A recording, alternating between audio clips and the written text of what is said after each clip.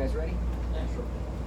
All right, hey everybody, this is Chad Jordan, Director of Marketing for Sport Clips Haircuts, and appreciate everybody being on here, listening. We have another edition of our Hall of Fame podcast, and we are in lovely Darlington, South Carolina, where until he was disqualified, we got to cheer Denny Hamlin on.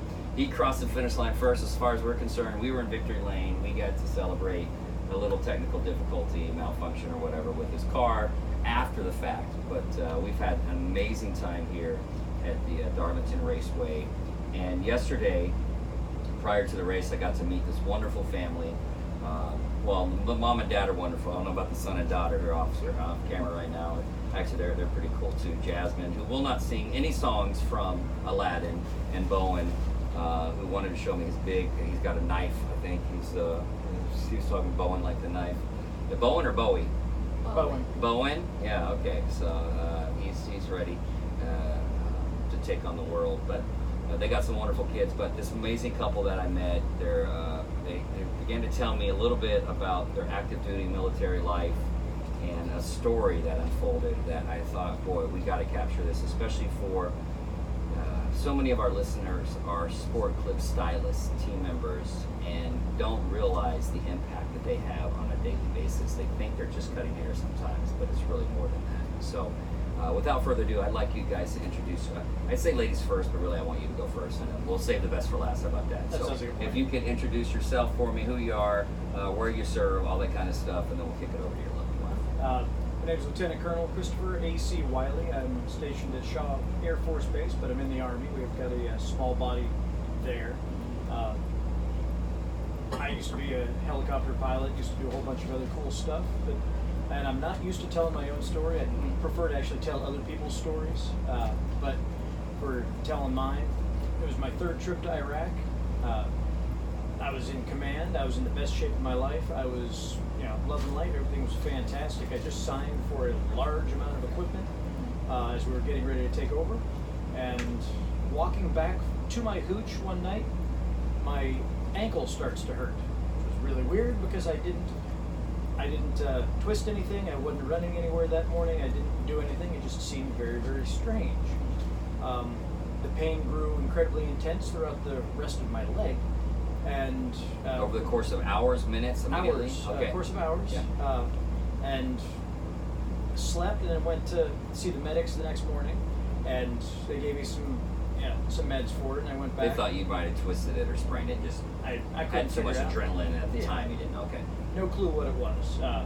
And it was a Sunday the next day, so I took some time off and took a little bit of a nap. Woke up and my sleeping bag was absolutely drenched, and I had this horrendous headache. And my ankle was feeling fine, but my head was starting to throb. I couldn't even speak above a whisper without having just a crippling headache. Went to see the medics again because it was Sunday, and they tell me, no, you need to come back after. 2 Tylenol, call me in the morning kind of thing? Yep, there was one of those, and I told them, I was just in here yesterday. Yeah. I know where the doctor is. Get him. And he said, tell you what, we'll check your vitals, and if they're normal, you're going to have to come back. I'm like, that's fine. Take that risk. Turns out my blood pressure was bottomed out. My heart rate was off the charts high, and I was just completely flushed, and temperature was fluctuating, and they was like, don't move. So they admitted me into in our 24-hour care ward on the other side of the base, and put me on various meds, and they figured, it's probably just some kind of bacterial infection you got here, a urinary tract infection, whatever.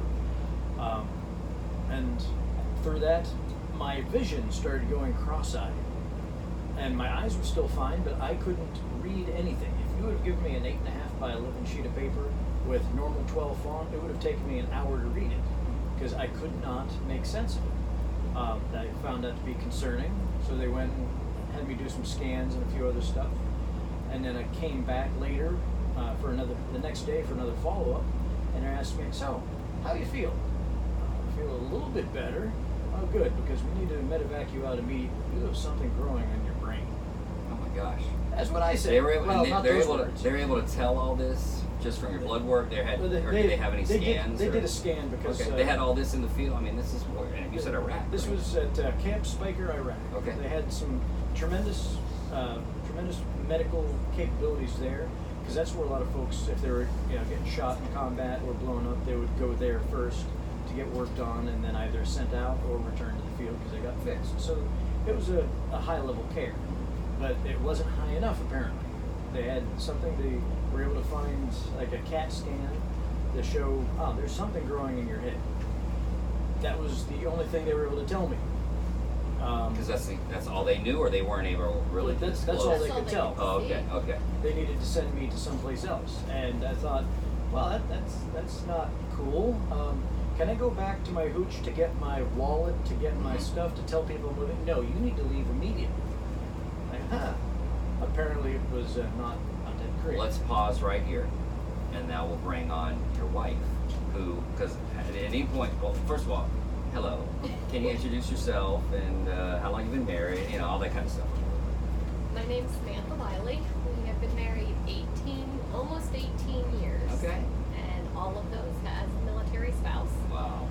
Well, thank you. I'm going to thank him for his service. I am the son of a military spouse. So my mom served faithfully for 22 years as well, alongside my father. So thank you. I know. How many places have you been stationed? In 18 years, we've been 9 locations. Okay, that sounds about right. Every 2 years. Okay, so Yes, sir. you are bearing a tremendous load and the brunt of a lot of what he gets deployed, and you have to I like to put up consider with. myself the one constant. in this Yeah, family. exactly. Yeah. How amazing. I'm blessed to stay home and be an at-home mom, but instead of just saying I'm just, Right. No way. I am the household, financial, logistical, and supply coordinator Oh, I like for the that. Wiley Oh, household. that wouldn't even fit on a business card. I make it. In military tradition, commanders have what's called a guidon, a flag that Yep. says where they are. Wherever the guidon is headquarters, wherever she is home. Yeah. We can be in a hotel room right now. This RV Yeah. is home because Yes. she's here. Oh, that's amazing. And our children, they move around often, having to leave friends, Mhm. leave things they've gotten used to. And they've adjusted very, very well, but I like to think some of that's because they know I'm always going to keep things level for That's them. right. We keep the right perspective. They make it an adventure as we travel about. And I can tell they know not to get out of line too much, even though they're goofing off camera right now and they're exploring the RV. Don't put it into park. In the drive. Leave it in park. So no, so great. Again, on the Air Force side of things, on the Army side of things, I've been there, done that, which is why I love these people so much. So you are hearing what when all this is going down in Iraq? Is anybody updating you? Obviously, he's in a world of hurt. So. I had actually been getting some emails from the time he left. Now, our daughter was actually just born in September. Okay. He left. So this is 2008? Yes. All right. So September of '08, she was born. He left November. And actually, he left Goodness. October, so she was a month old. Wow. At 2 months old is when I got a call from a doctor in Germany, because after they got Yep. him to Iraq, he'd been sending me a few emails telling me, hey, I'm not feeling good, I'm going to medic, get checked out. On a Saturday morning, at like 8 in the morning, the phone rings, and it's a doctor in Germany telling me they're going to be medevacing him to Walter Reed. At the time, I had no idea. Where were y'all stationed? Upstate New York. Okay. I had no idea where Walter Reed was. Right. I had to Google it. Yep.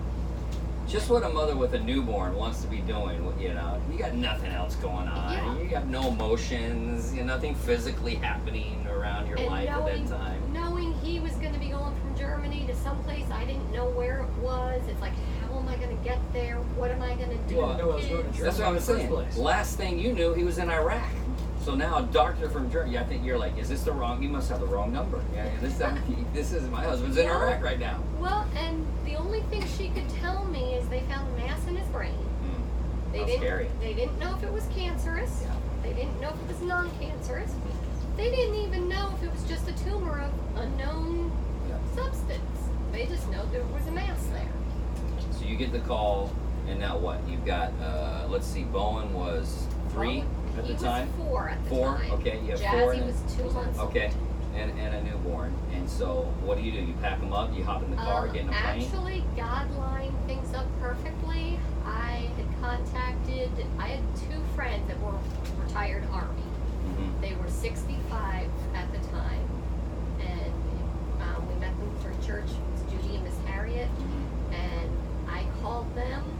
Within 5 minutes, they were at my house, grabbed both kids, and Wow. proceeded to take Get care out of of here. them for Angels in disguise. over 30 days. Oh. They kept the kids with the help of some of our other friends. Oh, 2-month-old. Did the round-the-clock Yeesh. 2-hour feedings just No so way. 2 days later I could be in a vehicle headed down to Walter Reed to be at his side. Oh my gosh. So, do you leave Jazzy in New York? I left Oh, Jazzy my in New gosh. York, left Bowen in New York because we felt at the time, one, I had to focus on him. Yeah. We had friends that loved on them, gave them what they needed that I didn't have to stress, and it kept them in the comfort of the home. Yeah. And Bowen was he was young to understand, but couldn't quite understand, so at least in the care of family friends that he trusted, he was safe. He felt safe. And I'd call him every night on the phone and talk to him. I have a picture of her. She was crying the one night, just screaming and screaming and screaming. My sister put the phone up to her ear, and just my voice, within 5 minutes, she passed yeah. out sleeping. The Harriet and Judy, they watched them for this month till her family from Pennsylvania could drive up to get the kids, and then took over the duties. And Primarily for the holidays, they wanted to bring the It's just family. Thanksgiving time, Christmas area. Yeah.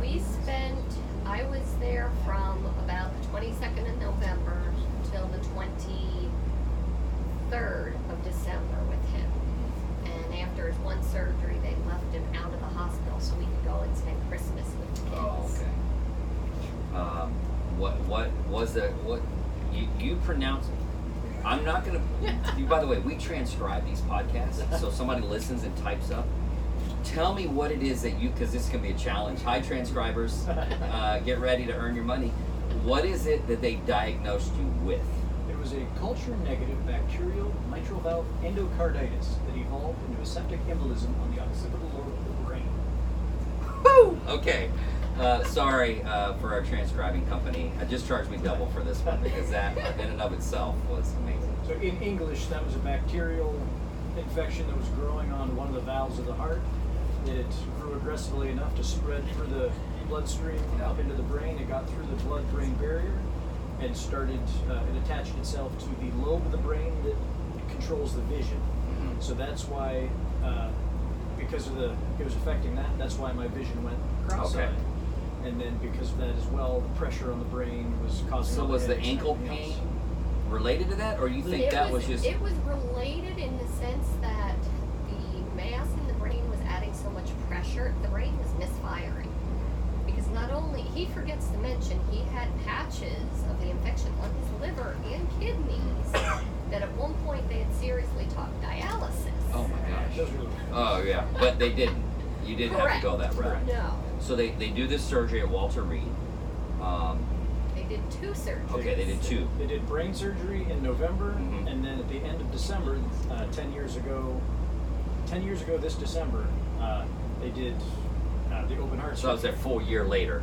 Is that No, right? It's a month that- later. Oh, okay. That December, he was medevac October. Of got- 09? I deployed October of 09, no, of 08, 08. Yeah. 2008. Medevac in November. Yes. I got to Walter Reed on November 22nd, the anniversary of JFK's death. Mm-hmm. My mother's birthday was the next day when I arrived.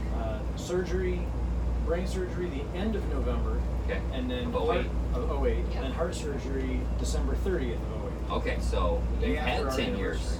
So it's 11. This will be the 11th Yes. anniversary of the second I surgery. just broke my cardinal rule. I don't do math. Okay, yeah, no, I was told there'd be no math on this podcast. All right, so you get the surgeries. They got everything out. Like what happened? So there's I was on every kind of myosin you can think of. So One of many the strongest antibiotics. broadband antibiotics. Some of that also kind of screwed up the kidney and the liver for a bit. But they replaced the heart valve, Another chunk of that actually, once they killed the bacteria, floated off through my bloodstream, went down and blocked some arteries in my leg. So a year later, I ended up having an arterial bypass. Just so we can start working out Just so I again. can start working out again. But I've never wanted to work out badly enough to go through surgeries. Well, so that being is active duty, yes, he that's has to stay incredible. fit. Yeah. So, and he'd get on a treadmill for 2 minutes and that leg would just cramp up. Mm-hmm. so during the process, once they've gotten me stabilized, Walter Reed then transferred me to a warrior transition unit up in Maryland.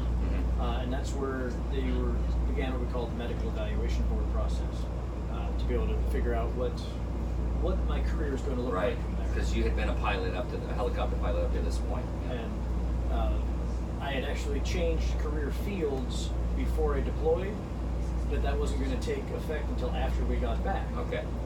So during the med board, they were at first initially went, well, you have to get out of the Army because you're not going to be able to fly anymore. Yeah. But because of the way that God lined things up, it just so happened that don't You need could to fly, pivot. so I could stay in. Right. And that ended up being part of that story. Not even knowing that was the choice that I was making. Yeah. But I've always been big on I will tell the Army when I'm done. I don't want them telling Yes. me. Yeah. So that. How long are you in now? How many years? 18 years. It's been 18 because as long as you've been 19. married. Sorry, Okay. he has 19. 19 and a week as lieutenant colonel, right? A month is A month. Okay. All right. Down at So, the beginning of the month. all right. Are you getting used to people calling you Colonel Wiley, or how's this? Getting used to that, but answering the phone is difficult. Okay. Still major. Yeah. All right. But at Walter Reed, we moved up to Maryland to the Warrior Transition Unit. That's where I started to go through various experiences. I actually had a great chance to work at the FBI there. Wow. But in preparation for that, and just because that brings us to really the subject matter of why we started the conversation, Yeah. needed a haircut. Uh-huh. So now Samantha's turn. Just- He needed a haircut, but things. How was he doing? at this time? Truthfully, going through everything was a struggle for him. Mhm. Going from being as healthy as you are, he was in the best shape of his life. He was out running, he was fit, healthy, and then in a matter of 2 months, having all of that taken away. Doctors point blank told me if he would have waited 1 more month, he would have died or not in 1 month, 1 week. That quickly, he would have died. The brain was shutting everything down. So to go from being in the best shape of your And to life, get pulled back away from the brink of death. That's not a Yep. quick and easy it was physical like process. having Superman lose his strength. Yeah. I went from having a solid husband that I knew could have my back every minute of every hour to a man that was just very frail and fragile because his world had been rocked. And we're talking physically or emotionally, Physically, mentally? emotionally. All of the above. Yeah. I would walk. He wouldn't want to get out of bed in the hospital, but he hated the compression socks. He hated the blood thinners they had him on. I would argue with him, get your butt up. Mhm. Why? I'm no good. Get up. And I'd drag him and we'd walk the lap. We'd do laps just to keep him moving. A lot of self-worth was kind of tied into that Yes. physical fitness. Yeah. When I left Captain America. When I left everything behind, so it was weird, oddly symbolic. My wallet was, left behind in my stuff, Right. which included my ID Yes. card and my ID tags. Yeah. Every single thing that said who I was. Captain Christopher Allen Wiley, company commander for Renegade, company, was all left behind. Wow. And It's like a new identity for you. it was. Well, he lost identity. Yeah. He became just a patient in Walter Reed. Poked, prodded, the needles, Yep. surgeries. Yeah. Yep. I had quite a few nurses after the first couple days of me being there starting to get afraid of me, simply because I knew what my husband could tolerate. I knew what he couldn't, and he doesn't need all this added stuff, added stress. I became his advocate for well over a month. We've got now this kind of battered and bruised, especially emotionally, man. His hair hadn't stopped growing. So you needed a place to go get a haircut. This is kind of where our story started yesterday, where Yeah. we picked up and you were telling me why I wanted to unpack a little bit of this. So you, what did you Google? Like, how did you find a sports clips? By the way, it's sport clips, but people always call us sports Yes. clips, so we always make fun of ourselves. Truthfully, I'm not quite sure how we found you. We started out down at Walter Reed, and they had a van that would get us off campus. Yes, that's Bethesda, Maryland. Yes, Like and right in the heart of DC. Silver essentially. Springs Yep. area. Mhm. And I think we stumbled in there the one day, and then eventually ended up in Fort Meade with the Warrior Transition Unit. And we always try to find the one barber or stylist that does his hair well. Yeah. And we're very big on once he finds it, we Mhm. stay. Yep. But Loyal this- for life after that point. As long, Yes. well, Right. for a As year and a long half as- or 2 years Yeah. until you get PCS somewhere else. And where you had said earlier about just people don't realize the impact that they have. I wish I could tell you who the stylist was, which salon it was, but it was one of them, either Silver Springs or Gambrels, Maryland. Yeah. Those are the two areas we had lived in. And it was just a simple thing. We had walked in, and when they found out that he was a wounded warrior, they gave him the upgrade heated towel. Yeah, The MVP is what we massage. call it. Yes, yeah. the Uh-huh. MVP. They gave that to him for free. Mhm. And to have him walk in there and have somebody do something so simple, they didn't realize how profound it was because it made him feel human again. It brought him back out of the realm of being just a sick patient who couldn't do anything to actually being a man. Well, and think about it. For all these times he's in the hospital, all these days, weeks, whatever, he's not getting pampered. His life is getting saved, but no one is going kind of above and beyond to make sure he's comfortable. And it wasn't like he was getting mani-pedis in there. He was No, he but was going just- through the ringer. So now to have someone kind of dote on him and Yeah. restore that human element. Exactly. And the stylist, he may have even seen 2 or 3 different ones, but the fact was every time they saw him, Mhm. they got into conversation. Yeah. They'd have a big smile on their face, which just brightened his day. And then they'd ask him, truly, how are you? Yeah. And they cared about what he was going through. And just that small minor touch, the simplest little thing from the bottom of a military spouse's wife, it has stuck with me 11 years because it was just, people don't think how significant that is. But when you're struggling with your identity, your self-worth, your value, to know that somebody values you enough to appreciate that is enough to make a significant impact on a life and change it. Well, I love the story so much, and especially because obviously I'm an Air Force brat, but our founder, the guy with the cowboy hat, that Yeah, Mr. hopefully you've got to meet Gordon, Air Force veteran, flew in Vietnam. I mean, he is so passionate about supporting our military.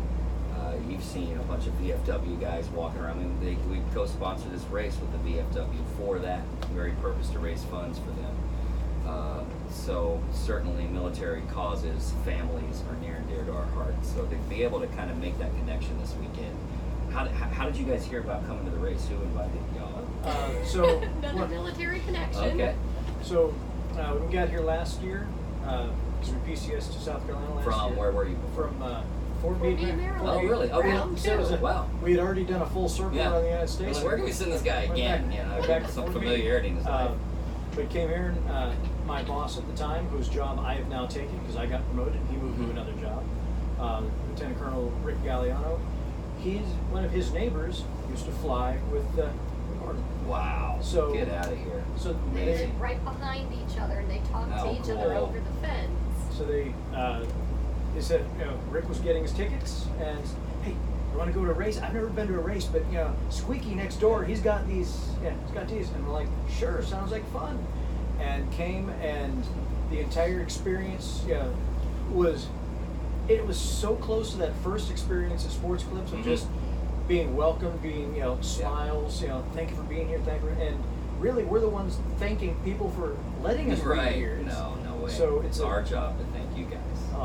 It's our pleasure, privilege, and even to pull a practical joke on. Was that the base commander's son? Who was that? That's- Parker. That was the general. That was the Arsen Chief of Staff's son. Yeah, that's fantastic. So maybe we'll tell the story later. We got Parker. Is that his name? Yes. Yeah. So Were you there? I was. we pulled a quick one on Parker yesterday for stealing a lug nut from the garage during the tour here in Darlington. But seriously, from the bottom of our hearts, we wanted to let you guys know how special you are, how much we appreciate your service, both of you, and we hope this is an annual tradition. I hope you guys are stationed in South Carolina for at least another 18 months. We'll see if they let you stick around a little bit longer. If not, everywhere is within driving distance if you have enough time, and it's on a long weekend. No, so. we want to keep this up, but both for Colonel Wiley, Samantha, Bowen, Jasmine, we appreciate your guys' service and carving out some time for us today. This is amazing. So thank you very much. It's a pleasure to share the time with you as well. Yeah, thank you guys. So thanks everybody for listening. We'll have another edition for you next week. Thanks. All right, good job, good job. All right, Bowen, way to behave yourself as much as you could, my man. Jasmine, you were quiet. Thank you. You get an extra soda. He's amused with all the little intricacies of this beast. Yeah, we're also right now looking at all the equipment. Yeah, no, we're gonna get you out of here before you drive off with us. Bowen is very much a techie, so this stuff. And I'm right on looking at the microphones. How much were those?